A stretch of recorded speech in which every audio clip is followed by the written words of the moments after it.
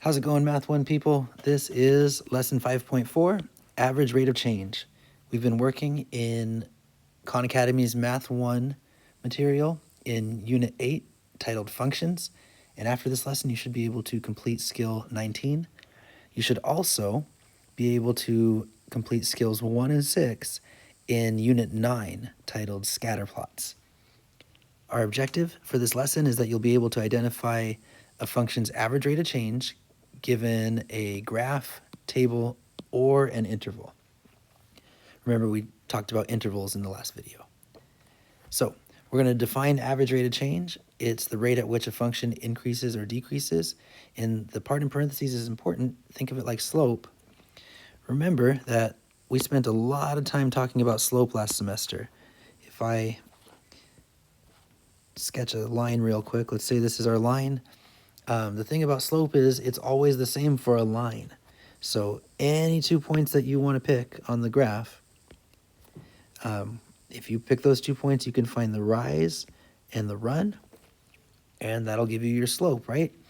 And that slope will be the same no matter what points you pick. I might pick different points like these red ones here. And if I found the rise and run for the red points, the rise for the red line might be different than the rise for the blue line at first, but that rise over run will still be the same once you reduce fractions.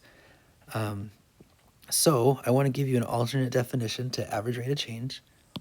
It's the slope of the line that goes through 2 given points on a graph.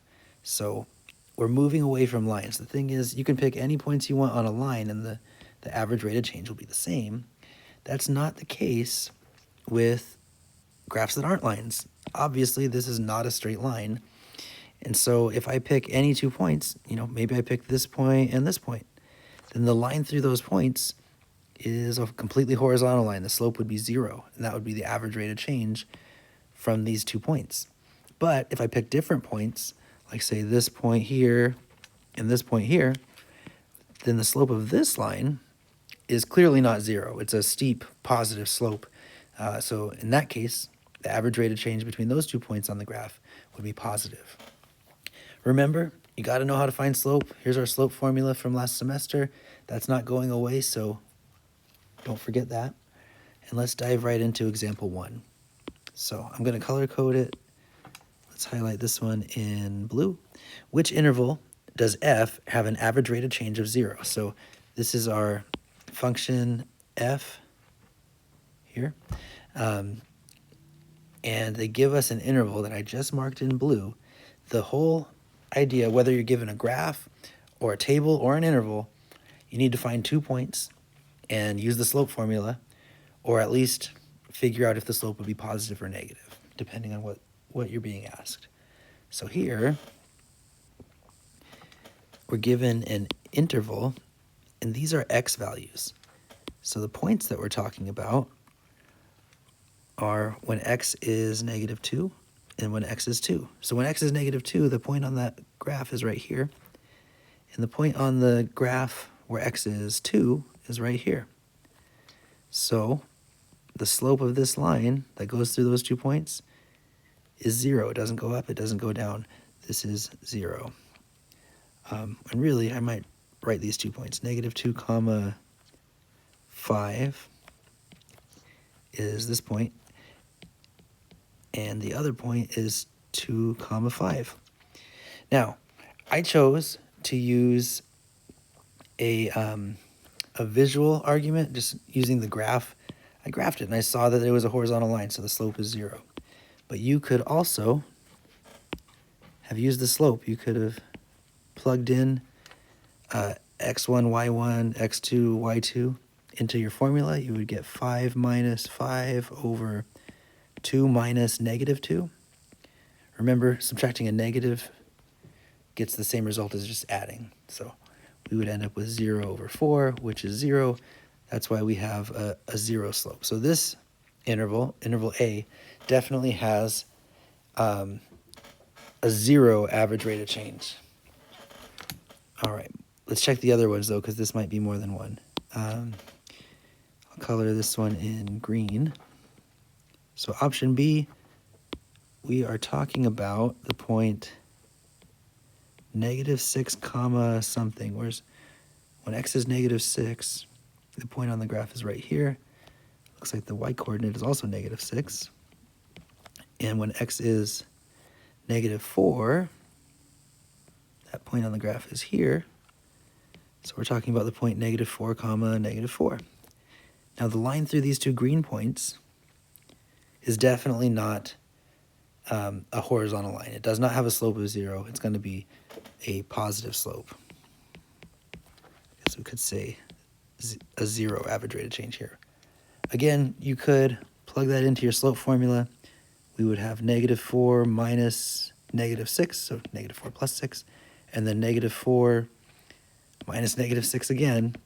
We would end up with 2 over 2, which is just 1. And that should check out because this line has a slope of 1. All right, the next one we have is, oops, there's my highlighter. I'll highlight it in red. The interval negative 2 to 6. Switch over to red here.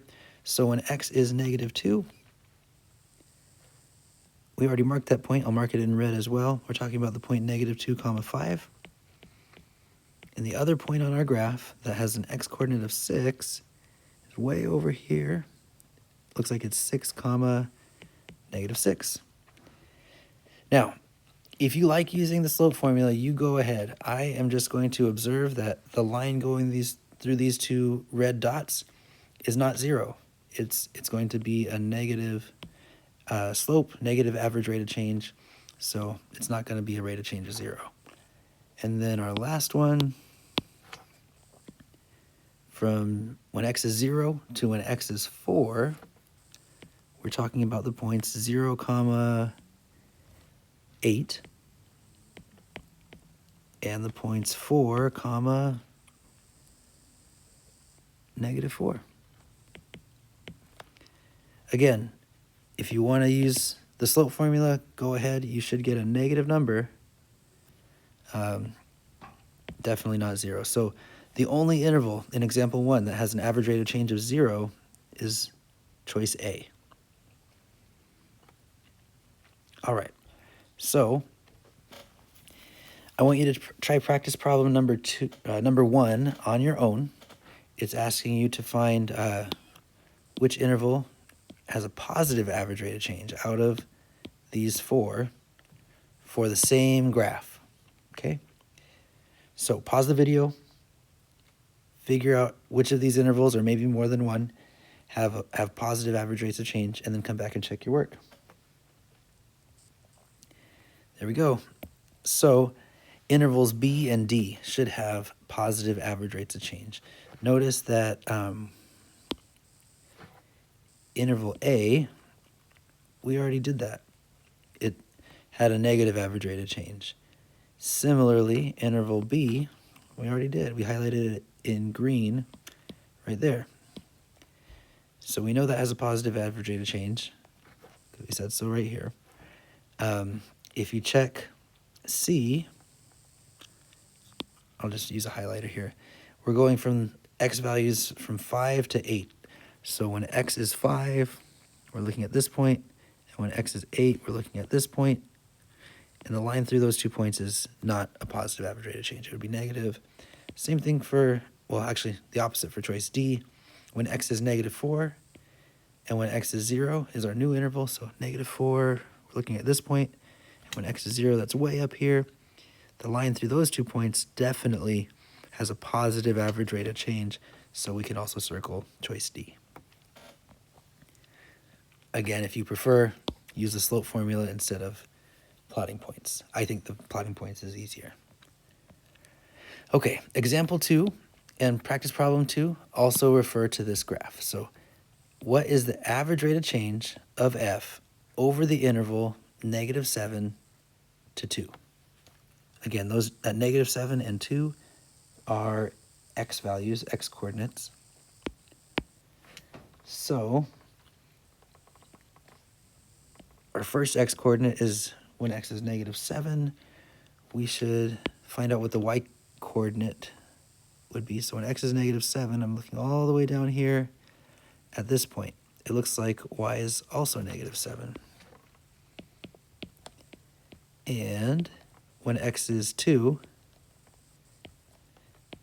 the output, the y coordinate, f of 2, is right here. It would be 5. So put a 5 there. And then if we want to find the average rate of change, this isn't asking is it positive or is it negative? It's asking you to tell me the average rate of change. So we do need to use our slope formula. Let's do that right now. Our slope is going to be, we'll do 5 minus negative 7, which is the same answer as 5 plus 7. And then we'll have 2 minus negative 7. Again, should look like that. So we'll end up with 12 over 9. Or if we reduce it, then it'll be 4/3. That would be the average rate of change of f over this interval. Okay, try practice problem number 2 on your own. What's the average rate of change of f over the interval -2 to 6? When you're done, come back and check your work. All right, so hopefully you took a look at the graph and found that when x is -2, y is 5. And when x is 6, y is -6. Using those points, we can plug those into the slope formula, and we should find that the average rate of change, in this case, would be -11/8.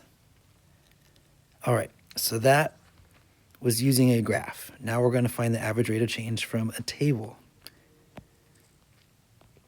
So we have our table here. It's asking us in example 3, what is the average rate of change of h over the interval from -3 to 2? Again, so instead of x and y, we're using t and h of t. So these intervals are giving us t values, just like we had x values in the last one. They're input values or independent variable values. Okay, so knowing that, let's use my highlighter real quick. This -3 is a value for t. It's an input value. We're looking, that's this -3 here. So from that, we can tell that the 2 points we're talking about are -3, 2 would be the output. That's not to be confused with this 2 here, because this 2 is another t value. So we're looking at this 2 to find our other output. So the second point is going to be 2, 0. So again, this could have been a graph, and we could sketch it, but since this is not a graph, this is just a table, we use the table to find our 2 points, and then we can use our slope formula so we can find the average rate of change. We'll say that's y minus y, 0 minus 2, over x, I should say y1, y2 minus y1 over x2 minus x1. So 2 minus -3, same result as 2 plus 3. We'll get -2 over 5. That should be our average rate of change. All right. Try practice problem number 3 on your own. It's very similar. And then come back and check your work. Okay, so when x is -5, y is 6. And when x is 0, we have y is -2. Oh, see, I misspoke. We're using t and h of t, but you know what I mean, inputs and outputs, right? So now that we have our 2 points, we can use our slope formula, take h, I guess you could say h1 minus h2, right, over t1 minus t2, and then you would get an average rate of change of -8/5. All right. Moving on from there, let's do example 4. Which interval has a positive rate of change. All right, so again, these are both t values. We're going to identify what points we're talking about. -4, comma, the output is 4.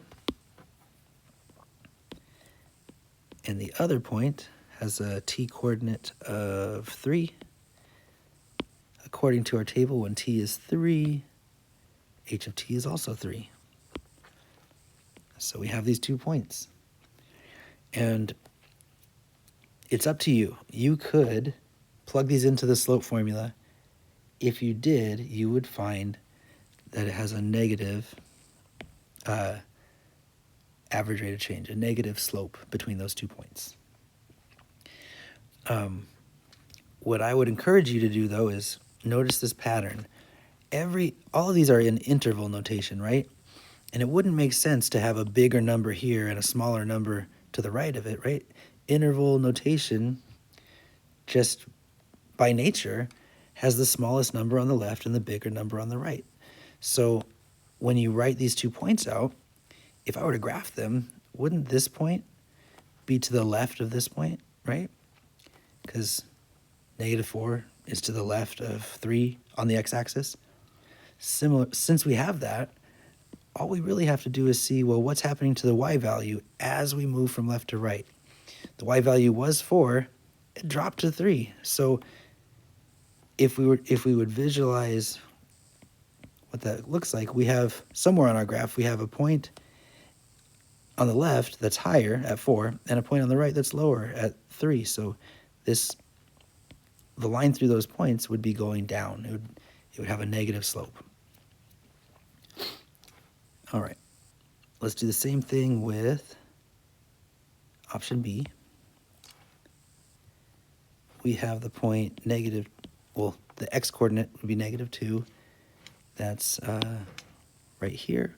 So our y-coordinate would be 0. And the second point we need to plug into our slope formula would be 3, 3. Again, we already saw that from the table in the last problem.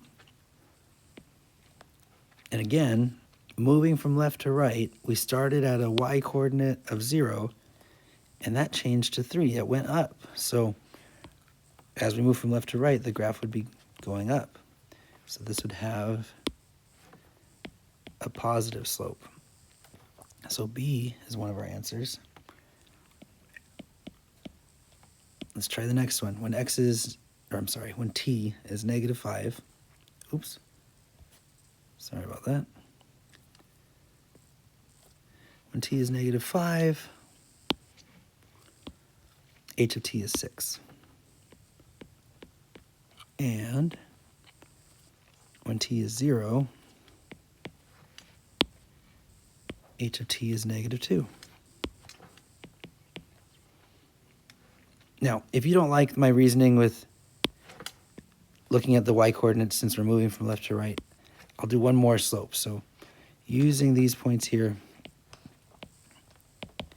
we'd find our slope to be -2 minus 6 over 0 minus -5, 0 plus 5. And we'd end up with -8 over 5. This is a negative number. This has a negative slope, a negative average rate of change. So definitely doesn't have a positive average rate of change. Let's do our last one, option D. When t is -3, we see that h of t is 2. And when t is 1, h of t is -3. All right. Notice that we started at 2, we dropped down to -3. This would have a negative average rate of change. So B is our only choice that has a positive rate of change. Awesome. Try practice problem number 4 on your own. It's asking you to find which interval has a negative rate of change.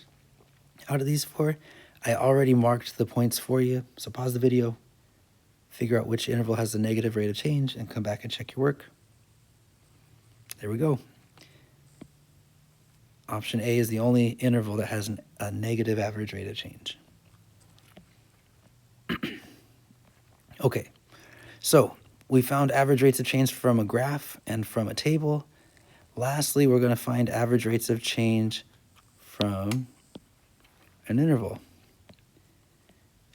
So all you're given this time is over which interval does h have a negative average rate of change. We're given the function, and then we just have to pick out this interval, plug them into h, and get our points. Just like before, again, average rate of change is just whatever the curve is, we're picking 2 points on that curve and finding the slope of that line.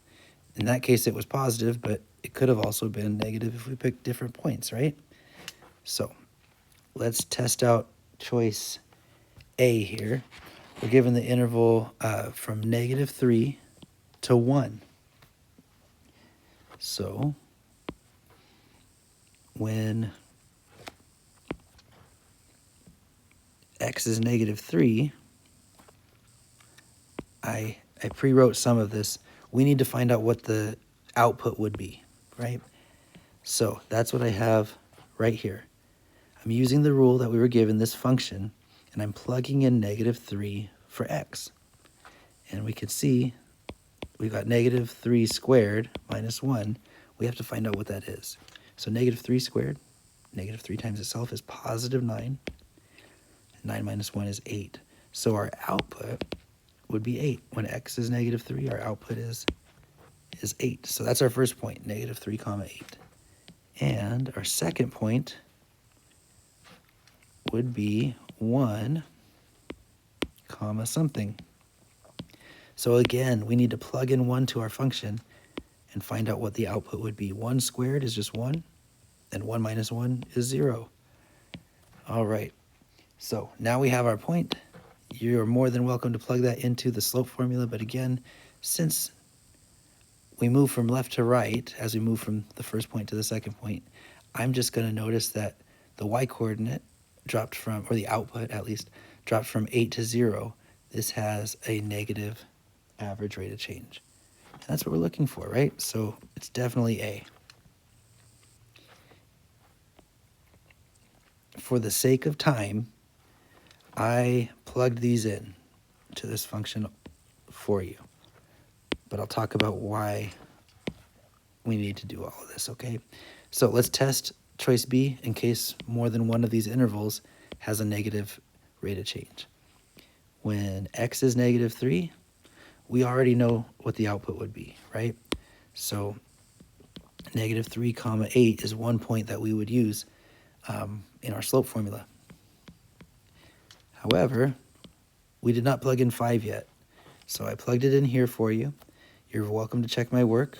But when when x is 5, h of 5 is going to be 5 squared minus 1, which is 24. So 5 comma 24 is the other point. And again, either use the slope formula or use the argument that I've been using.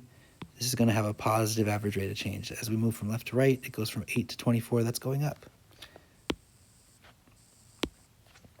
All right. To test choice C, we already know the output when x is 1. We did that here. So we know we're going to use the point 1 comma 0, but we didn't plug in 4 yet, so that's what I did here for you. When x is 4, our output is going to be 15. 4 comma 15. And again, plug this into the slope formula, these 2 points, you'll find it has a positive slope. Or you can do what I did. To get from 0 to 15, you're going up. So that would be not what we're looking for. And the last one, when x is -1, we got to plug that in. We'll get an output of 0. And when x is 5, we already did that work here. The output is 24. And you'll find that the line through these 2 points has a positive slope, so the only choice is choice A. That's the only interval out of these 4 that has a negative average rate of change over the function h. All right, last practice problem, and then we'll do the rest of this stuff down here in class. So practice problem 5, what is the average rate of change of g, that's this function here, over this interval? So you only have to test this one interval instead of all 4 that we did in example 5. But test the interval and find the average rate of change. Your answer should be a slope. Once you find that slope, come back and check your work. Okay, so the first thing you should have done is found the outputs for these two t values. So when t is -4, the output is -20. So we've got 1 point, -4, comma, -20. And our other point, when t is 5, our output, g of 5, is -11. So 5, comma, -11. If you plug those into your slope formula, you should find that the average rate of change, the slope between those 2 points, is 1. As always, ask a question at the end of the video, and I will see you all in class.